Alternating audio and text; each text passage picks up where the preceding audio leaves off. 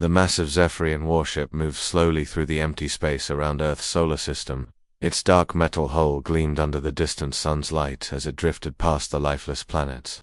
Commander Jiho stood on the bridge, his tall alien frame casting shadows across the control panels. His 6 eyes studied the readings that appeared on the glowing screens before him. "Run the scan again," he ordered, his voice deep and commanding. The ship's sensors reached out like invisible fingers, touching every planet, every moon, every piece of floating rock in the system. Tactical Officer Minji, her blue skin shimmering under the bridge lights, looked up from her station. "Sir, the 3rd planet still shows the same readings. Dead, no energy signatures, no radio waves, no signs of life. Just like the last 50 times we've checked." Jiho nodded slowly. He had seen this pattern before. So many worlds across the galaxy told the same sad story. A species would grow, build cities, create technology, and then destroy themselves in wars or pollution or some other disaster. It happened over and over again. "Look at those orbital patterns," Minji continued, pointing to her screen. "You can see the debris from their old satellites. And those geometric shapes on the surface, those were definitely cities once. Big ones too. They probably had billions of people living there." The commander walked closer to the main viewing window. Earth hung in space before them, a blue and green marble covered in white clouds. It looked peaceful, almost beautiful, but the sensors told a different story. This world had been silent for over 300 years.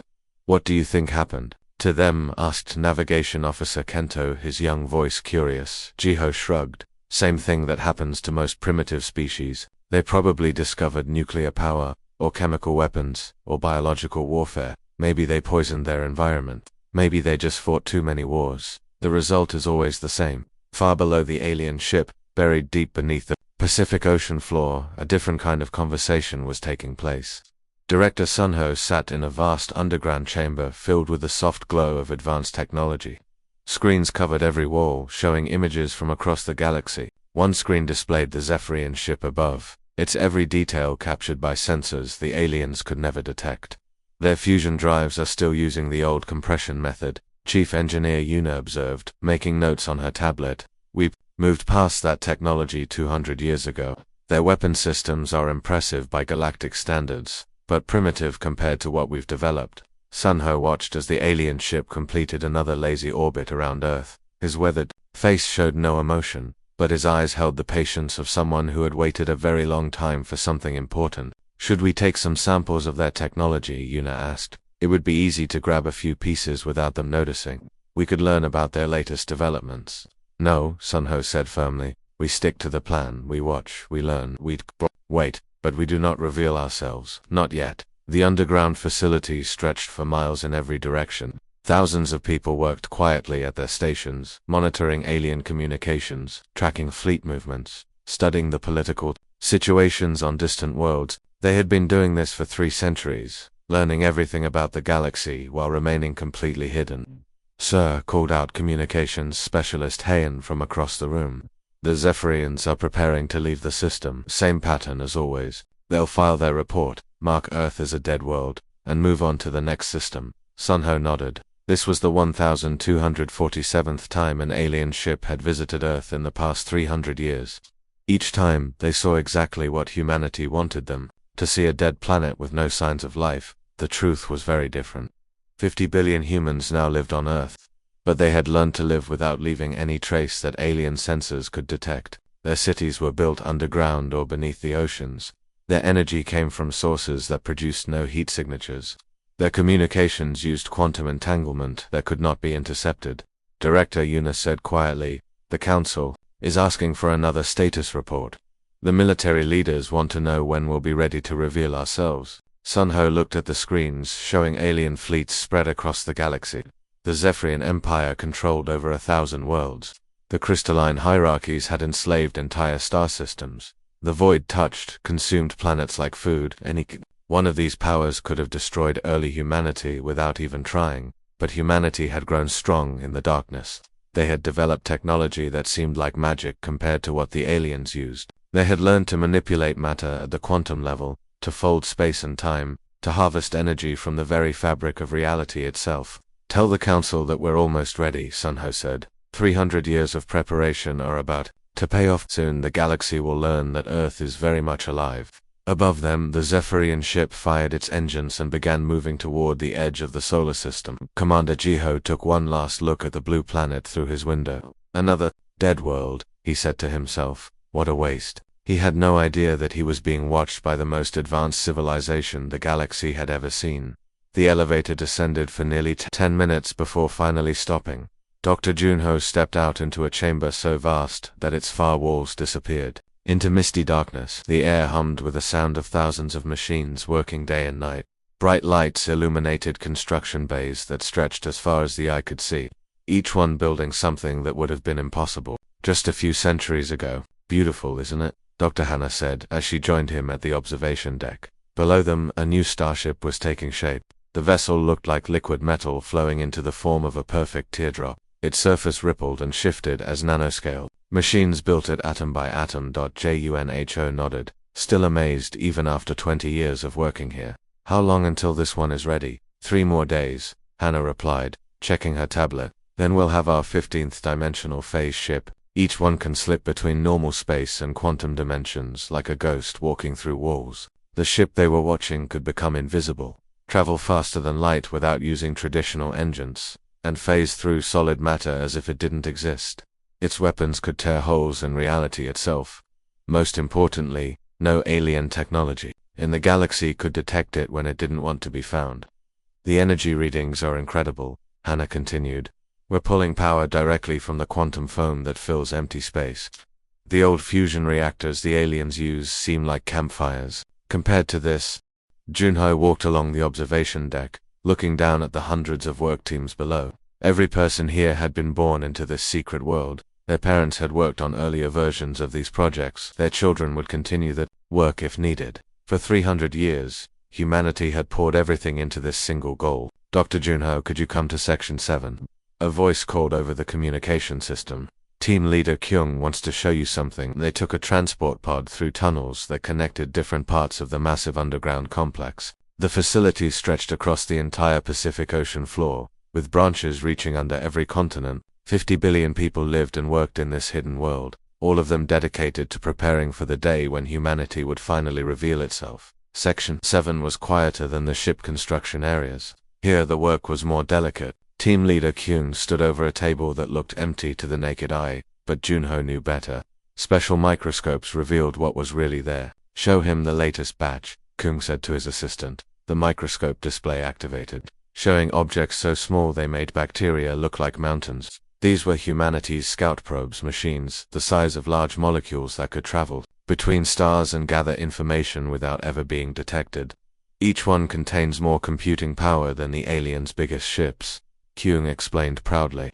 They can record conversations, copy computer files, even take samples of alien technology and analyze it completely. Junho leaned closer to look at the display. The tiny machines were works of art, each one crafted with precision that bordered on the impossible. How many do we have out there now? Over 10 billion, Kyung answered. They've mapped every inhabited star system within 1,000 light years. We know more about alien civilizations than they know about themselves. As if summoned by their conversation, intelligence analyst Somi appeared at Junho's shoulder. She was young, probably born after humanity went into hiding, but her eyes held the serious look of someone who had seen too much. Doctor, you should hear the latest reports, she said, activating a holographic display. The image showed a 3-dimensional map of local space, with different colored dots representing various alien empires. The crystalline hierarchies are moving again, Somi continued. 3 of their largest fleets are heading toward the Andorian cluster. Based on their past behavior, they'll demand surrender from the local species. If refused, they'll begin orbital bombardment within 6 months. Junho studied the map. The Andorian cluster contained dozens of worlds with intelligent life. Billions of beings who had never done anything except try to live peaceful lives on their home planets. What about the others? He asked. The Zephyrian Empire is planning to expand into the Kepler region, Somi replied. They've identified 17 worlds suitable for colonization. Current inhabitants will be relocated or eliminated. The void touched her, consuming everything in the outer spiral as usual. For 3 centuries, humanity had watched this pattern repeat across the galaxy. The strong conquered the weak. Ancient civilizations were destroyed for their resources. Entire species were enslaved or wiped out because they happened to live on planets that others wanted. Sir Kyung said quietly, "When will we be ready to stop this?" Junho looked around at the incredible technology surrounding them. Ships that could phase between dimensions, weapons that could rewrite the laws of physics, energy sources that could power entire star systems, intelligence networks that knew every secret in the galaxy. "Soon," he said, "very soon. Humanity has been preparing for this moment for 300 years. We've learned everything we need to know about our enemies. We've built everything we need to protect ourselves and others." He paused, watching as another impossible ship took shape in the construction bay below. "The galaxy thinks Earth is dead. Soon they'll learn that we're more alive than any of them ever imagined." Admiral Daeho was drinking his morning coffee when the first ship disappeared. He was sitting in his command chair on the bridge of the massive battleship Thunder of Worlds, reading routine patrol reports from the border fleets. Everything seemed normal until his communications officer suddenly looked up with confusion on his face. "Sir, we just lost contact with the Starcleaver," the officer said, checking his instruments again. They were in the middle of sending their daily report when the signal just stopped. Daeho set down his coffee cup. "Equipment failure." "I don't think so, sir. The signal didn't fade or get weak. It just ... ended. Like someone turned off a switch." The Admiral frowned. The Starcleaver was one of their newest ships, with the most advanced communication systems in the fleet. Equipment failures were extremely rare, and when they happened, there were usually warning signs first. "Try to re-establish contact," he ordered. "Send a probe to their last known position." But before the probe could even launch, more reports started coming in. The Iron Fist had gone silent. Then the Void Hunter, then an entire squadron of patrol ships near the outer edge of their territory. "Sir," the communications officer said, his voice now tight with fear, "we're losing contact with the entire 7th Squadron. All 12 ships just vanished from our sensors." Daeho stood up quickly, his coffee forgotten. "What do you mean vanished?" "Ships don't just vanish. No explosion signatures, no distress calls, no energy readings that would indicate weapons fire. They're just ... gone, like they never existed." Within 6 hours, 3,000 Zephyrian ships had disappeared without a trace. The Admiral found himself staring at tactical displays that showed huge gaps where his fleets used to be. It was impossible, but it was happening. Similar reports were flooding in from across the galaxy. The crystalline hierarchies had lost an entire colony world. 40 million beings living on Nexus Prime had simply vanished overnight. The cities were still there, the buildings intact, even meals still warm on tables, but every single inhabitant had disappeared. Far away on Earth, Operations Chief Inho sat in the planet's central command center, coordinating the largest military operation in human history. Off-screens showed the positions of human phase ships scattered across the galaxy. Each ship was invisible to alien sensors, moving through space like ghosts. Status report from Captain Yunji called out one of his assistants. "The Zephyrian border fleet has been successfully processed. All 3,000 ships are now in dimensional storage. Crews transferred to processing facilities." Inho nodded calmly. The operation was going exactly as planned. Humanity's phase ships could slip between dimensions, becoming completely invisible to normal space. They could surround alien vessels, create dimensional pockets around them, and simply remove them from normal reality without anyone knowing what had happened. "What about the crystalline colony?" he asked. "Commander Wu Sung reports complete success," another assistant replied. "All 40 million inhabitants of Nexus Prime have been relocated to Facility 7. They're confused but unharmed. Medical teams are taking care of them." Field Commander G1 appeared on one of the main screens, reporting from inside a human phase ship. Behind her, alien crew members could be seen sitting calmly in what looked like a comfortable waiting area. "All personnel from the latest Zephyrian extraction are secured," she reported. "They don't understand what's happening, but they're not resisting. Our translation computers are helping them communicate with our staff." The aliens had no idea they were no longer in normal space. The human processing facilities were designed to look like ordinary space stations. The captured beings were told they were being held for questioning about a galactic security incident. Most of them believed it. Strategic analyst Nara studied the incoming intelligence reports at her station. Screens showed news broadcasts, military communications, and government meetings from dozens of alien worlds. The galaxy's great powers were starting to panic. "Fear levels are rising faster than we predicted," she reported to Inho. "The Zephyrian Empire is accusing the crystalline hierarchies of developing some kind of superweapon. The crystal think the void touched are responsible. Everyone is blaming everyone else. This was exactly what humanity had hoped for. For centuries, the galaxy's major powers had been so busy fighting each other that they never looked for threats from dead worlds like Earth. Now that same suspicion was working in humanity's favor. Director Sunho, now very old but still mentally sharp, watched the operation from his private observation room. His face showed satisfaction as he studied the reports.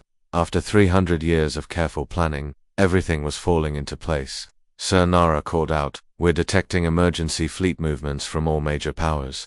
They're pulling ships back from frontier regions and forming defensive positions around their home worlds." Sunho smiled grimly. "Perfect. Fear will make them much more willing to listen when we finally reveal ourselves."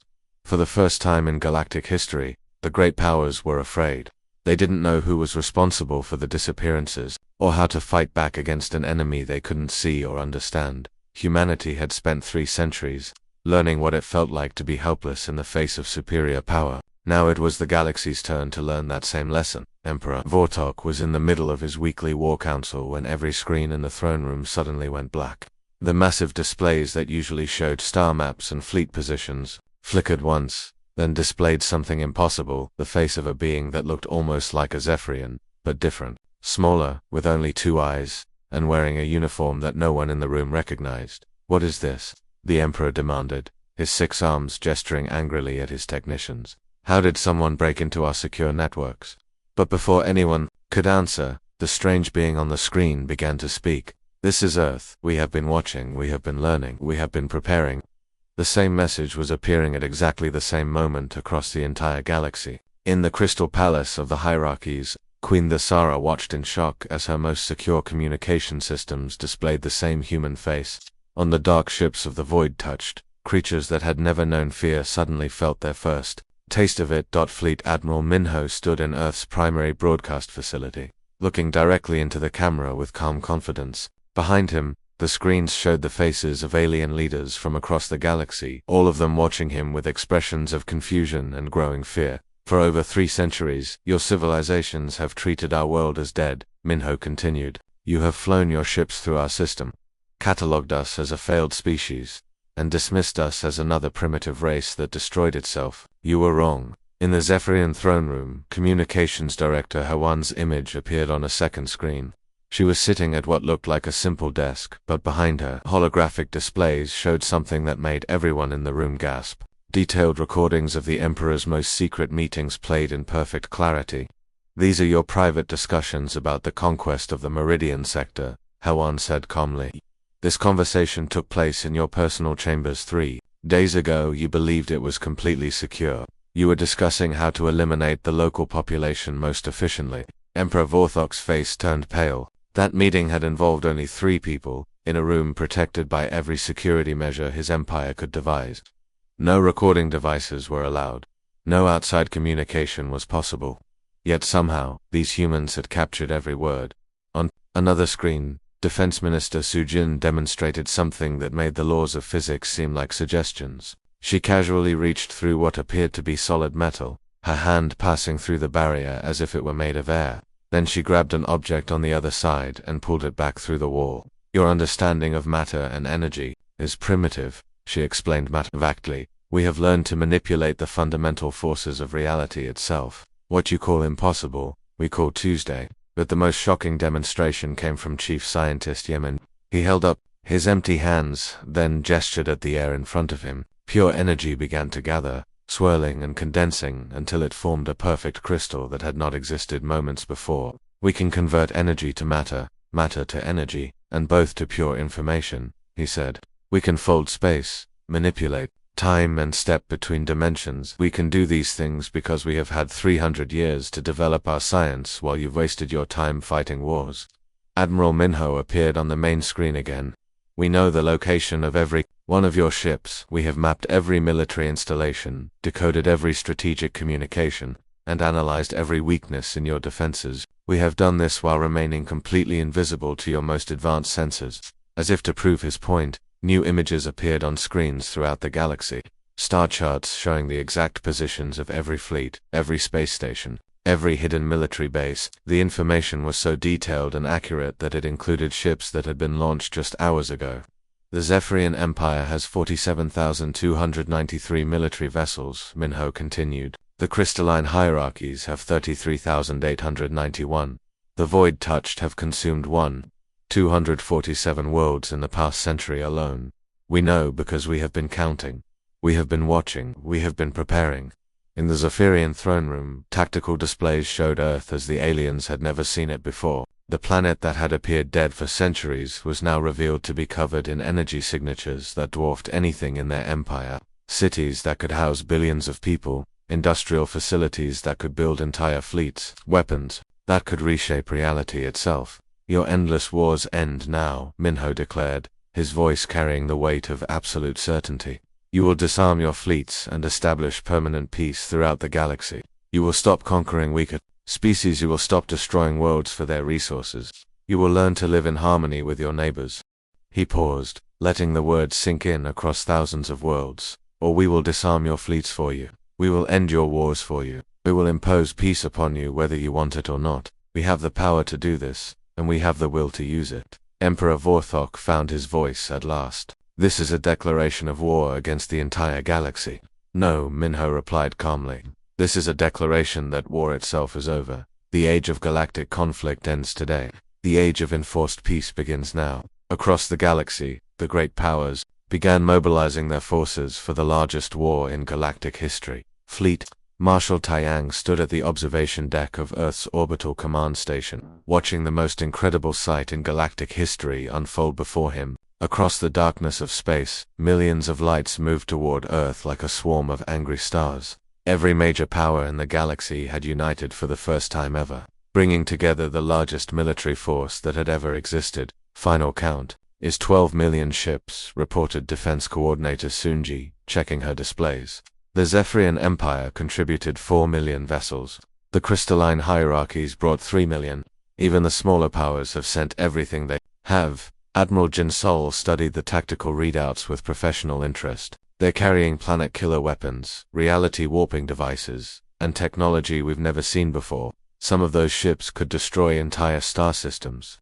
Captain Young-ho, the youngest officer on the command deck, looked nervous. Sir, are we really going to fight all of them? Taiyang smiled calmly. Fight them? No, Captain. We're going to show them why 300 years of preparation was worth the wait.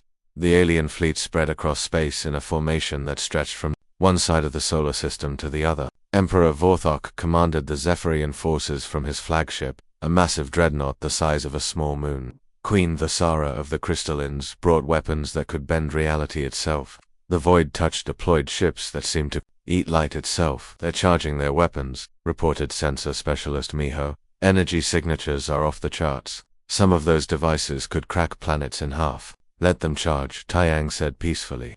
Their weapons won't work the way they expect. At exactly 1432 Galactic Standard Time, the alien fleet opened fire. 12 million ships unleashed everything they had at the small blue planet that had dared to challenge the entire galaxy. Beams of pure energy, reality-warping missiles, and weapons that existed in 11 dimensions all streaked toward Earth. None of them reached their target. The first wave of attacks simply stopped existing. When they got within 1,000,000 kilometers of Earth, energy beams dissolved into harmless light. Missiles forgot what they were supposed to do and began flying in circles. Reality-warping weapons found that reality refused to be warped according to their programming. What's happening? Emperor Vorthok demanded from his command throne. Why aren't our weapons working? His tactical officer stared at his instruments in confusion. Sir, our targeting systems are malfunctioning. They keep locking onto empty space instead of the planet, then fire manually. The Emperor roared, but when they tried to fire manually, their weapons simply refused to function. Trigger mechanisms wouldn't respond. Energy systems shut themselves down. It was as if the very concept of attacking Earth had become impossible. On Earth's command station, combat controller Sungmin watched the alien fleet's confusion with professional satisfaction. Phase 1 complete, sir. All incoming weapons have been neutralized. No damage to any targets. Begin Phase 2, Taiyang ordered. Across the alien fleet, something impossible began to happen. Ships found their crews disappearing from their posts, not violently or harmfully, but simply vanishing from one place and appearing somewhere else entirely. Within minutes, 12 million alien military personnel found themselves standing in what looked like vast, comfortable reception centers. "Welcome," said friendly human voices in perfect translations of their languages. "Please don't be alarmed. You are safe and unharmed. This is a temporary processing facility while we sort out this misunderstanding." The aliens looked around in bewilderment. They were in rooms that seemed to stretch forever, filled with comfortable furniture and refreshment stations. Human staff members moved among them, offering food, medical attention, and answers to questions. Back in space, 12 million warships drifted empty and powerless. Their weapons systems had been converted into harmless light generators. Their engines would only respond to commands for peaceful travel. Their communication systems could send messages but refused to transmit anything related to warfare or violence or hostile forces neutralized. Sung Min reported to Yang. Total time elapsed, 17 minutes and 32 seconds. 0 casualties on either side.